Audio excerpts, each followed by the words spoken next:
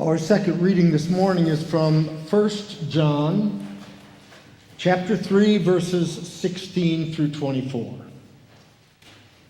We know love by this, that he laid down his life for us, and we ought to lay down our lives for one another.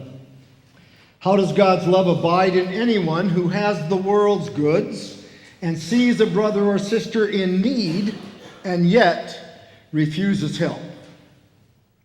Little children, let us love not in word or speech, but in truth and action. And by this we will know that we are from the truth, and will reassure our hearts before him whenever our hearts condemn us. For God is greater than our hearts and knows everything. Beloved, if our hearts do not condemn us, we have boldness before God, and we receive from him whatever we ask because we obey his commandments and do what pleases him. And this is his commandment, that we should believe in the name of his Son, Jesus Christ, and love one another, just as he has commanded us. All who obey his commandments abide in him, and he abides in them, and by this we know that he abides in us, by the Spirit that he has given us.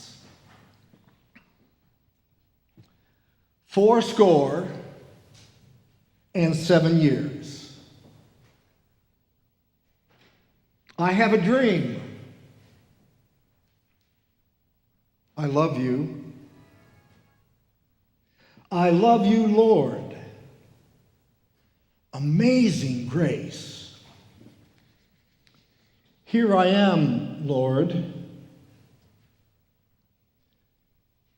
Words carry meaning. When the right words are placed in the right order, they have the power to transport us in time and space. When you heard me say 87, I'll bet that most everyone automatically finished the phrase 7 years ago. But more than just finishing the phrase, at the very same time you thought of Abraham Lincoln, of Gettysburg, of words scrawled on an envelope, row upon row of headstones. Words have power and meaning. They shape who we are and foster the dreams of what we might be.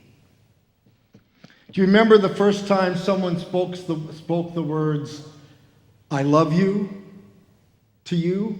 Oh, I don't mean your mother or your father. I mean that very first special person, the one you hoped would say those words. Do you remember that person's name? Do you remember the place? Was there a song on the radio? Words have power and meaning. They shape who we are and foster the dreams of what we might be. But words, when married with just the right notes of music, are perhaps the most powerful and transforming words of all. Back in the day when I was directing church choirs, my favorite song of all the anthems I directed was My Eternal King, composed by Jane Marshall. Whenever we sang it, I told the choir that if we sang the first 5 words crisply and the first 5 notes perfectly, then we didn't need to go any further. We could stop the song, we could stop the service, we could all go home because all that needed to be said had been said. When sung right, those words and chords were exquisite, so beautifully crafted, we could go home from church right then because those 5 words, none more than 4 letters in length, paired with the right musical chords, would transport us to the eternal presence of the sublime divine. My God, I love you. My God, I love you. We can go home, but we're not going to. 2 or 3 years ago, the Kentucky Regional Men's Chorus, which I direct, learned a new song with old words. They were words from an old hymn that everybody loved. They were words that were carefully married to the melody that went with it. There were 4 words and 4 notes that started it. And surprisingly, in the way we know this hymn, it only took 2 pitches. Just 2 different sounds. But when sung musically and beautifully, they said everything that needed to be said, everything that could be said. In the arrangement sung by the men's chorus, those 4 words were paired with 4 different pitches. But they too carried the full impact of the original. O Lord, my God. O Lord, my God. Can't you hear the music? Do you recall what comes next? Was it your mother's or your father's or your grandmother's or your grandfather's favorite hymn? Did it transport you to that little church where you grew up and sang the hymn or heard it for the first time? Now for me, these days, I'm not certain which of the 2 tunes come to mind when I hear those words.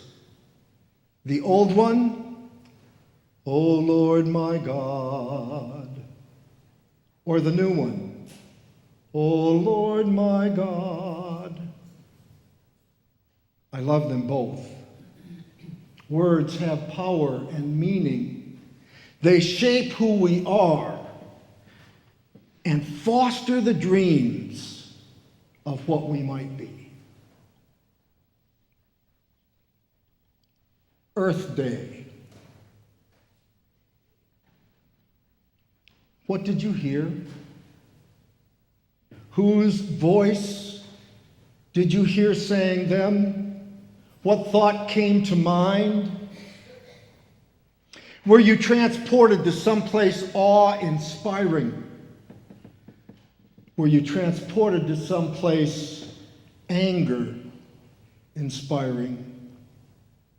In your mind's eye, did you see a mountain peak? Or did you see a mountain whose peak has been removed? Did you see a picturesque river wandering through a meadow? Or did you see a river literally on fire, slowly sludging through the city of Cleveland? Did your mind's eye see the ocean, wave after wave, breaking on the sandy shore? Or did you see an island of plastic jugs and straws, miles wide, floating on the sea? Did you see redwoods reaching to the heavens, making their own cathedral in which to worship? Or did you see a clear-cut hillside, laid bare and bald? I have a suspicion that for many of us, when we hear the words Earth Day, we simply shut down, turn off, tune out, and move on. We've heard all the Earth Day sermons we need. We've heard statistics and political posturing. We may even have been shamed and made to feel guilty. And we don't want to be bothered again, and we don't want to feel shame and guilt again either. And ultimately, what does a preacher know anyway? And why should we care? I don't know much about creation care. I don't know the statistics, and I certainly don't understand what they mean. I don't know any more than any of you. We all know at some level that the polar ice caps are changing. We all know that when we began to use coal to power our industries and heat our homes, that we didn't know the effect that the burning of coal would have on the environment and our health. But we do know now. We all have seen the result of nuclear accidents at 2 Mile Island and Chernobyl. And we all have wondered if the crazy weather, and that's all that you've been talking about since I got back, we all have wondered if the crazy weather has been caused, at least in part, by global warming and or climate change. Now, those are all the things I don't know. But this I do know, is that if anything in all of creation is to take care of the planet, to clean the air, to reduce carbon emission, to provide clean water, to pick up the garbage in streams and along roadsides, to recycle and reduce, it's going to be and can only be human beings. It can only be you and me. Oh, I know the plants will help us. Trees will help us. Nature, balancing her various populations, will help us. But in the end, we hold the future of this carefully crafted world in our hands. Our two readings this morning remind us first that nature is a place of green pastures and still waters for the restoration of our souls. And second, that if we are to love God, we are to keep God's commandments. Yes, I know. None of us like to be commanded to do anything. Our first inclination is always to rebel, to push back. You can't make me do anything. Thank you, Colin. Still, if we are going to choose between green pastures and nutrient-exhausted fields, we will opt for green pastures. If we are to choose between still water and wastewater, we will opt for the still water.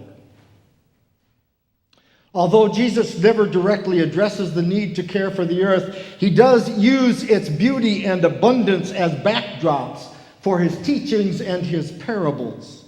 His life was centered in the wide open spaces of seas and pastures, not in the closed confinement of the city. And his purpose,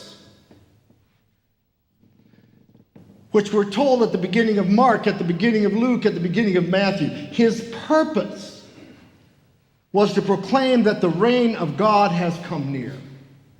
So near we can touch it, we can taste it, we can smell it, we can inhale it. The reign of God, when the natural order of things will be restored, when the earth will be recreated as if it were new, when the animal instincts of devouring and fighting will be replaced with the instinct of love, the lion and the lamb sleeping together, dark skin, light skin, all shades of skin, living in peace as God's beloved children.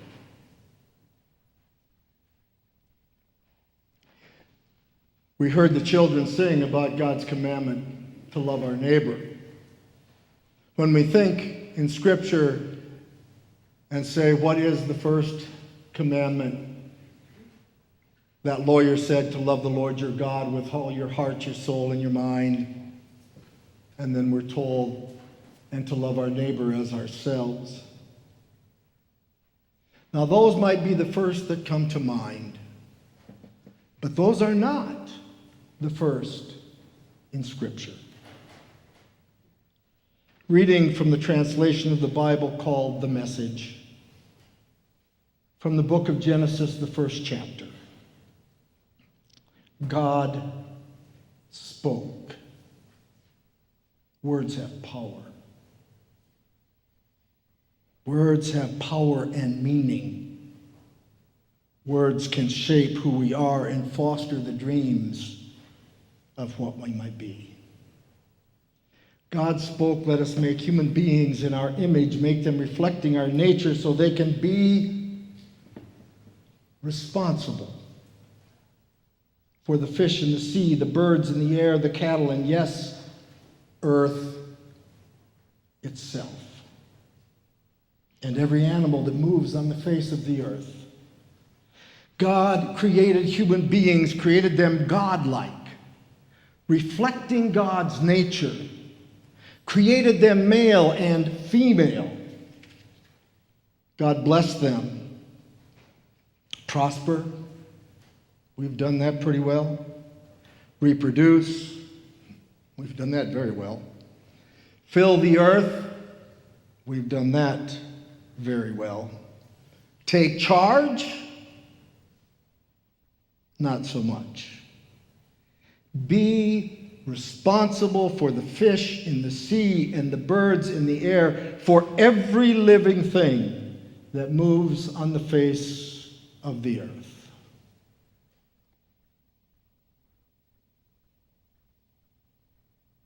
Words have power and meaning.